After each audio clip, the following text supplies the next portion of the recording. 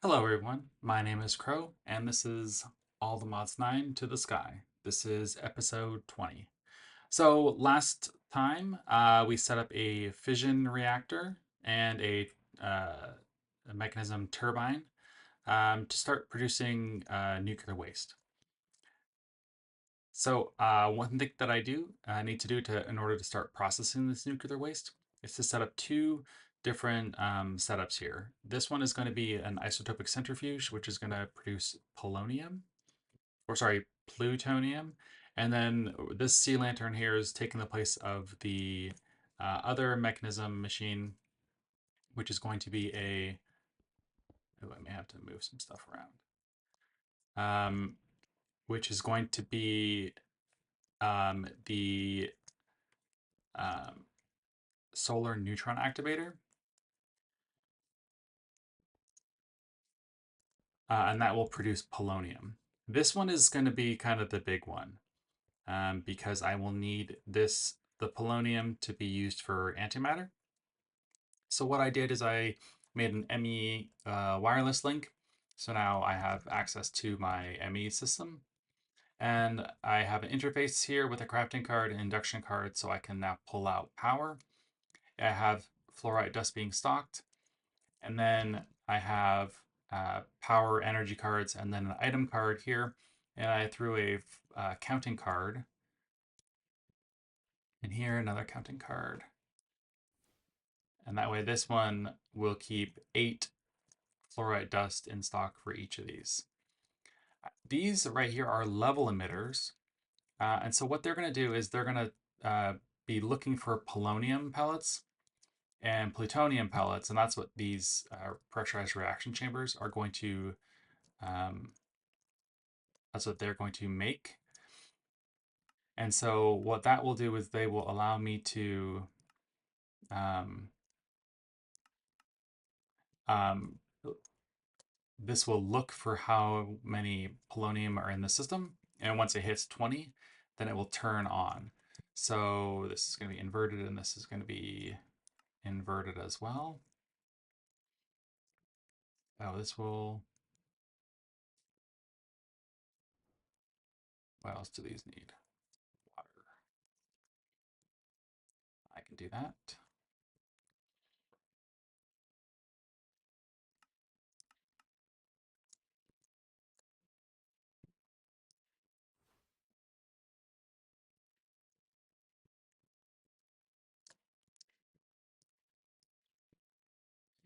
And on the down is going to be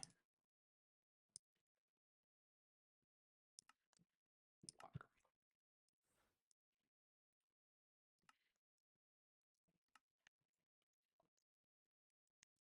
Perfect. And then water. And this has the 8 fluorite dust. And then once I have this as well, it's going to be 8 fluoride dust. Perfect. So now this is just going to wait for um, the plutonium, and this is going to wait for the polonium. Let me just make sure that I have, okay, so gases I want to have coming in on the back, and I want it out on the bottom.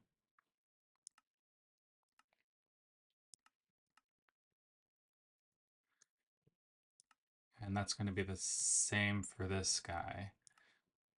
Gas is going to be in on the back and out on the bottom.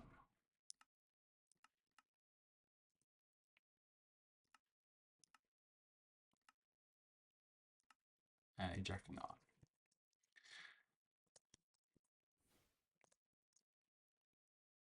All right, and then the last thing that I need to do is on here, and this is going to extract on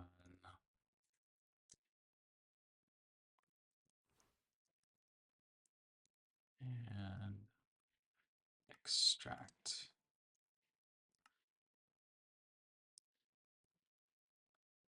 Sorry. Okay, so that should be all that needs to happen as far as the routing from this guy. I'm not going to put like any overclockers in there because this is such a small amount Did I have a... Oh, you know what happened? Yeah. Um,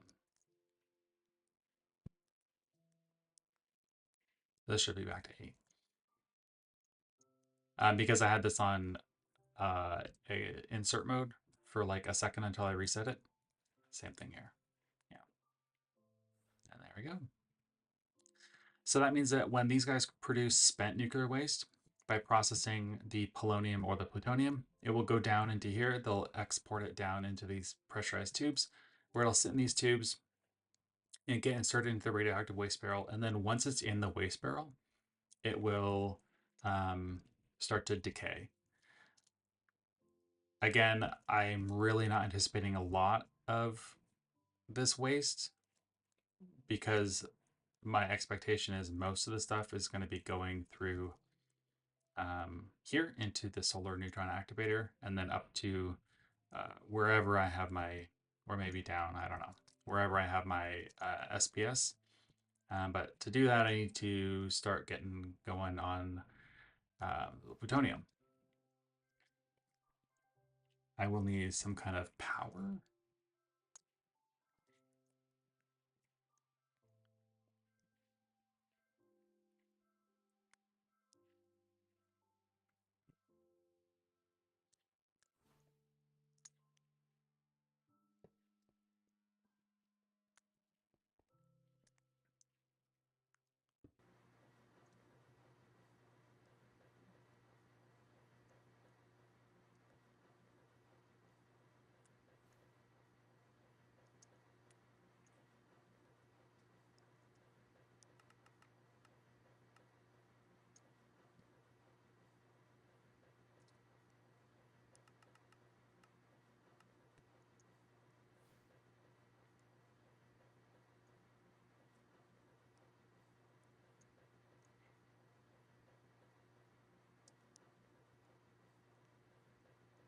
And do that. Okay.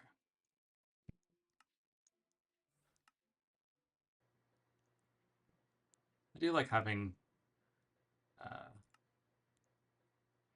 3 muffling upgrades.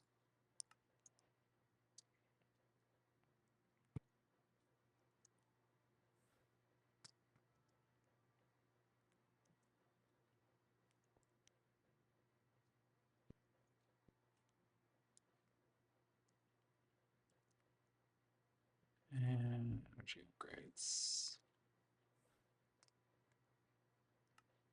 And I think I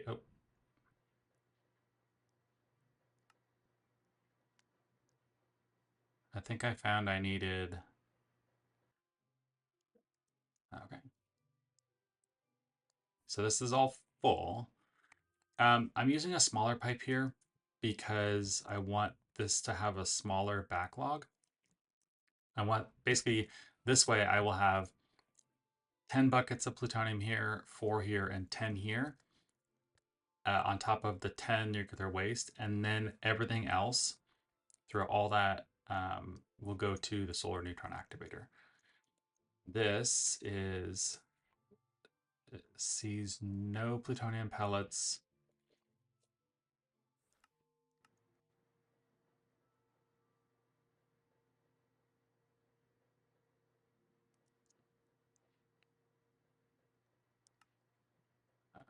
Okay,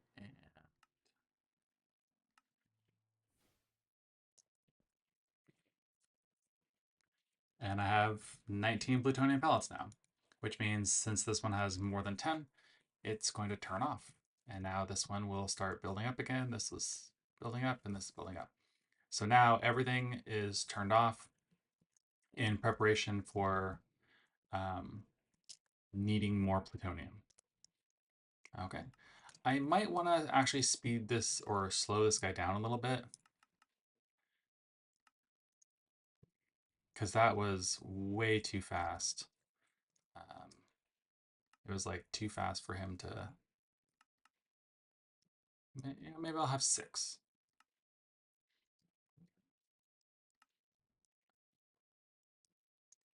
Okay. And then this distributed them to all the different barrels. Perfect. And we can see that the waste is actually disappearing fairly quickly. Okay, so now I need a solar neutron activator. Um, I can make everything in here except for the HDPE. HDPE is made from 3 HDPE pellets. And it doesn't look like oh, I will need a bunch because for the SPS casings. Okay. I'll have to look at how many I'm going to need for this. Okay. I guess we're making a uh, I guess we're making HTTP right now. I'll need a pressurized reaction chamber. I'll need a crusher. Oh, I have a crusher.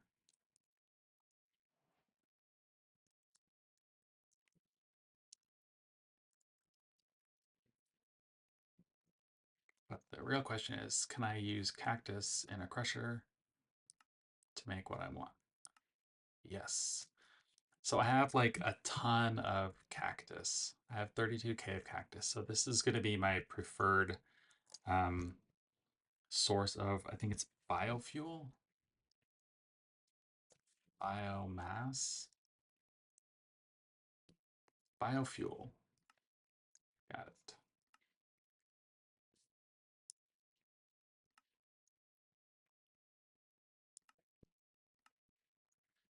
Okay, and where's my crusher?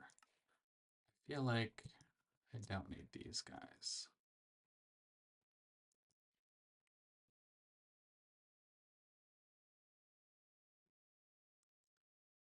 Or maybe I'll.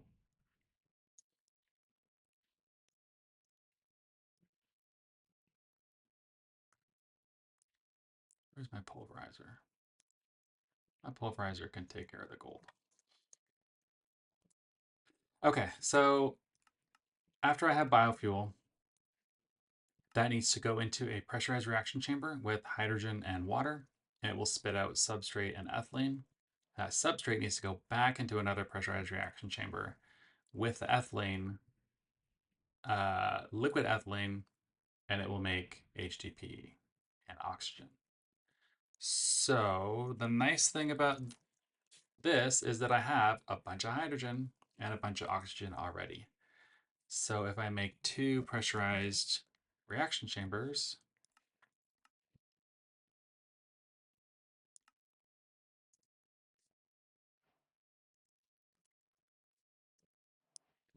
then I should be able to just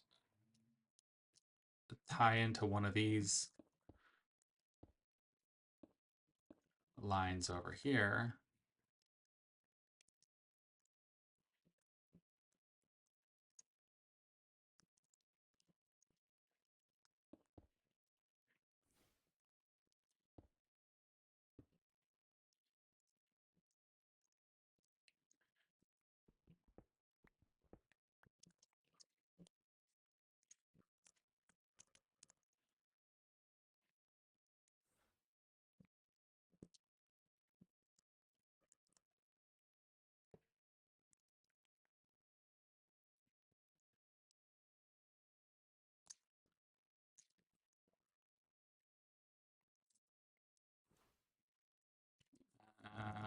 Rotary, I need to make a rotary concentrator.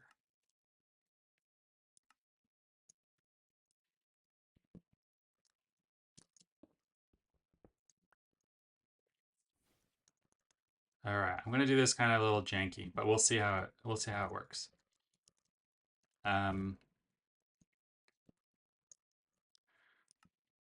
Okay, so using biofuel, I'm going to insert water and hydrogen and 2 biofuel to make substrate.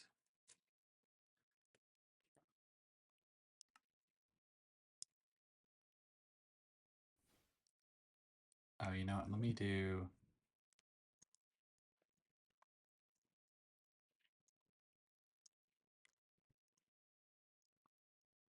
I wonder if.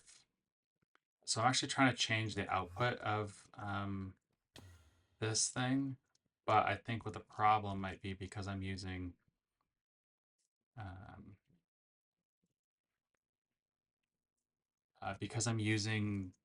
this other terminal, which isn't like a real terminal. Yes, I can change this, but I can't do that in my terminal. Okay, so what I want to do is I want to make 1 bucket of ethylene,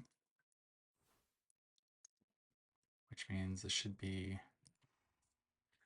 0.1 of this, 1 of that, and then 20 of that will make 1 bucket of ethylene.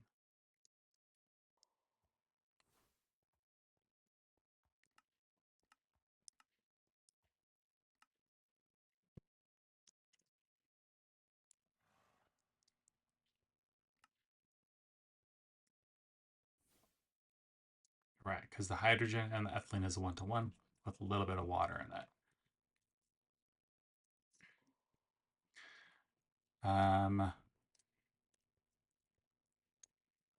Ethylene is going to turn into liquid ethylene, 1-to-1, 1-to-1. That's going to go in my rotary condensator.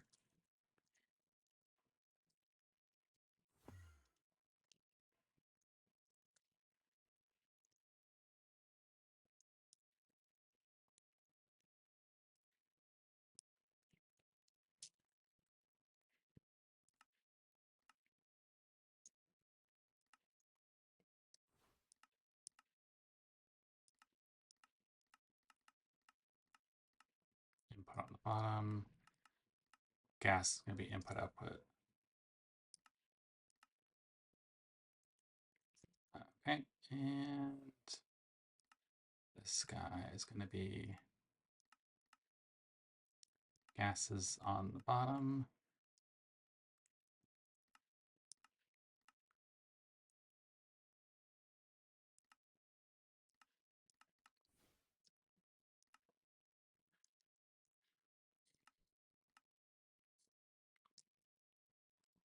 All right, and then we'll see what happens here. I think so that actually should create ethylene and liquid ethylene. Let me just make sure I have a induction card to give him power, and induction card to give him power, and then he needs a cable to connect.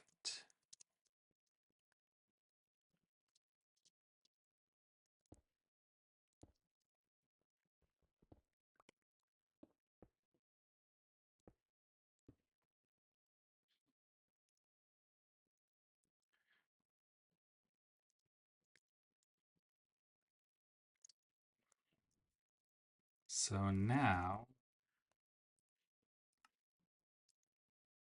so if I tell it to make a substrate, it will create ethylene and substrate.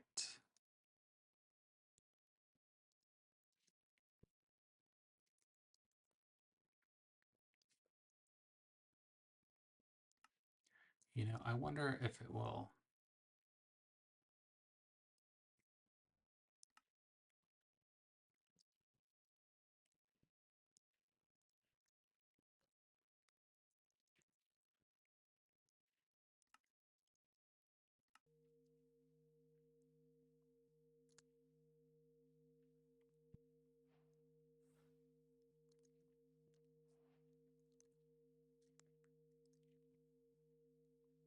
And this has ethylene, which is a gas, which means I need a chemical cell.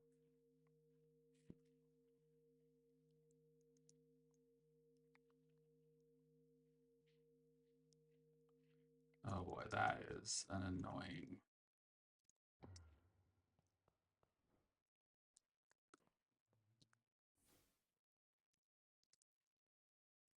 And that should, yep, there we go. And it should end up with 1 bucket of ethylene in there. Perfect.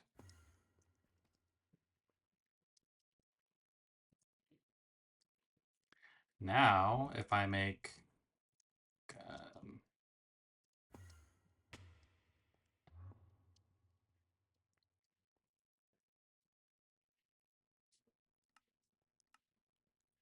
now if I make substrate, which I can make the liquid ethylene.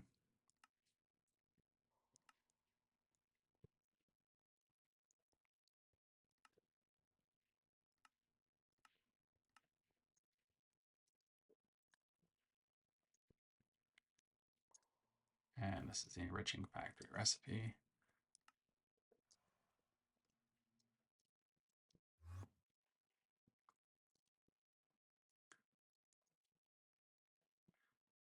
Now the real question is, can I make a HDPE?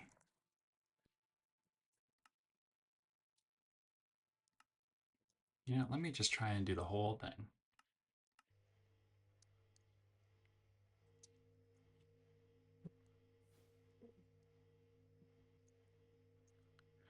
Energy muffling.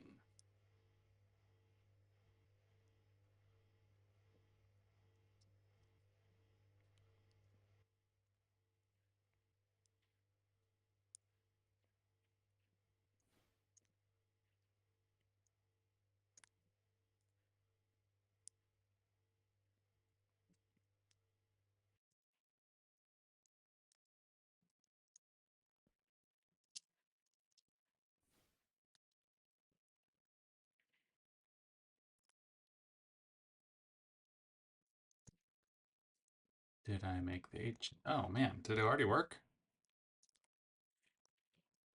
Huh, perfect.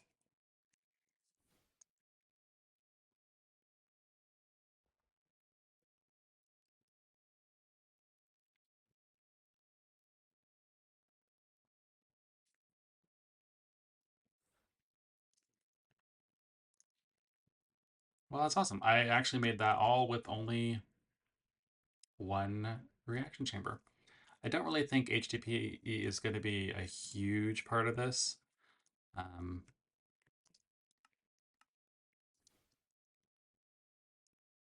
And then I may also need this one to make ethylene at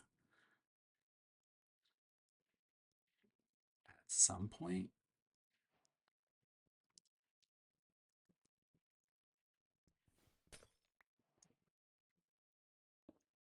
But I'm not sure.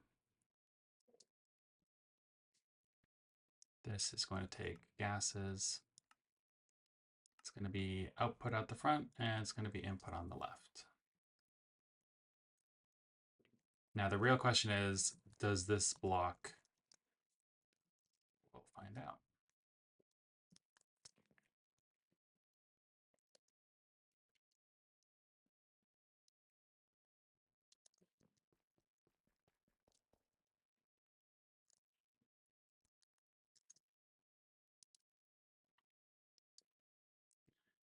And it appears to block it. Yeah, see, now it's producing.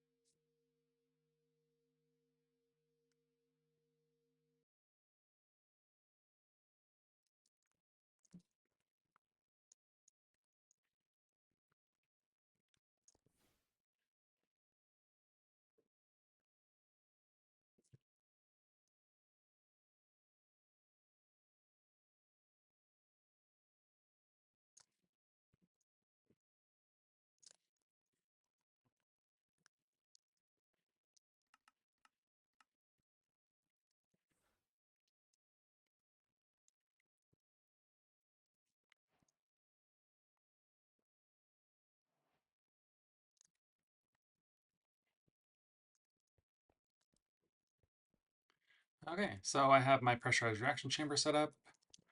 a bunch of them. And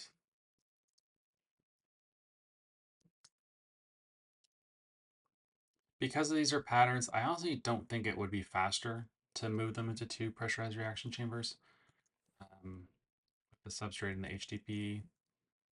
But we'll see. I don't think there's anything else that I'm going to really need this thing for.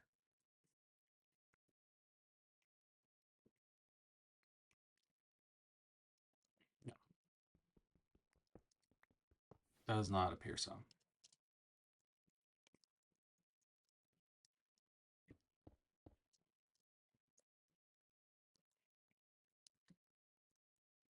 Okay, so that means that I can put this away.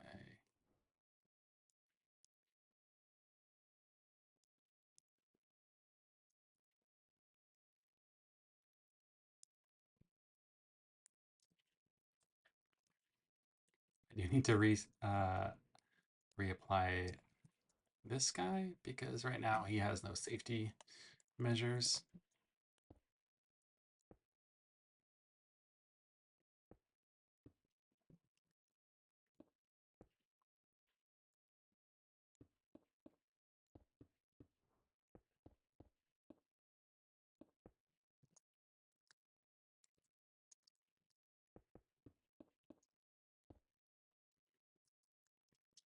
Okay, so this will hold a bunch of polonium. It doesn't leak.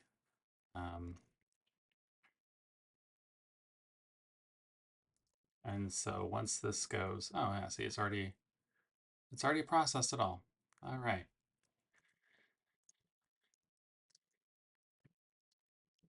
I do need to. I need a lever because in order to safely disconnect this,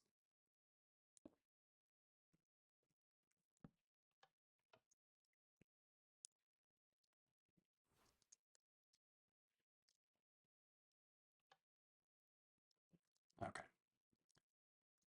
And now this has empty. It is completely empty, and that's why Ultimine is so scary because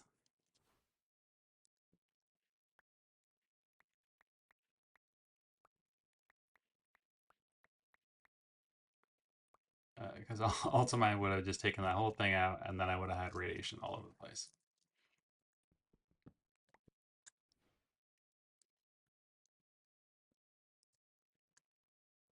I will leave this here until um, a while, I think. I'm not touching that thing.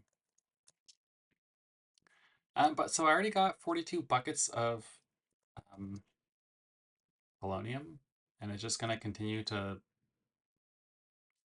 work. I'm not sure exactly where my SPS is going to be. I will have to figure that out. I'll have to do some math and look at exactly how much I need as far as the SPS casings and everything. Um, so I think that will be next time that I'll get that set up. It's going to be a huge power drain. But the nice thing is I have this going now, so it will just continue to build up the continue to build it up.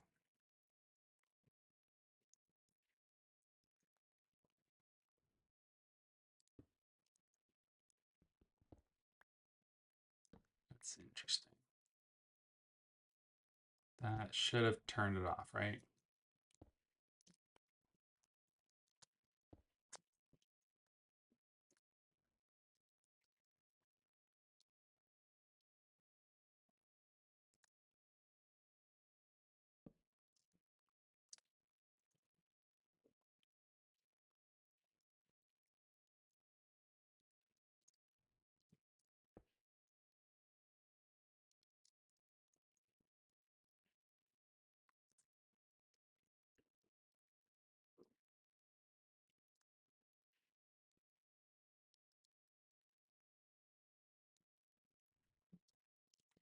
And that is now working as well. And my kill switch works. Perfect. All right. Well, I think that's it for today. We have now have polonium being generated. Next time we'll set up the SPS and then start working on antimatter. And again, it's going to be a kind of a slog to just get through this. I will maybe experiment and see exactly how much of a burn rate I can sustain. Because the higher the burn rate, the faster it's going to produce. Okay, I mean, I can sustain a 40 millibucket burn rate. All right. And then this is going to generate almost 2 million RF.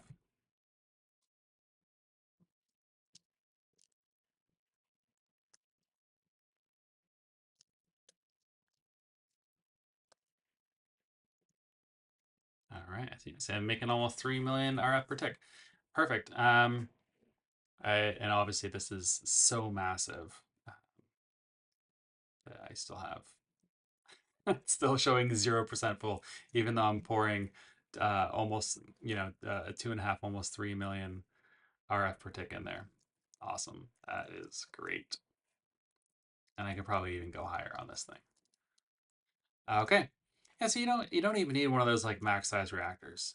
You just need just like this. Look, like this is a cute little 7x7 by I mean it's like 13, 14, 15, 16, 7x7 by 16. So, all right. Um, well, I think that's it for now. Next time we'll come back, we'll do that, get the SPS going in antimatter production, and then we'll have a sit down and figure out exactly what still needs to be done for the star.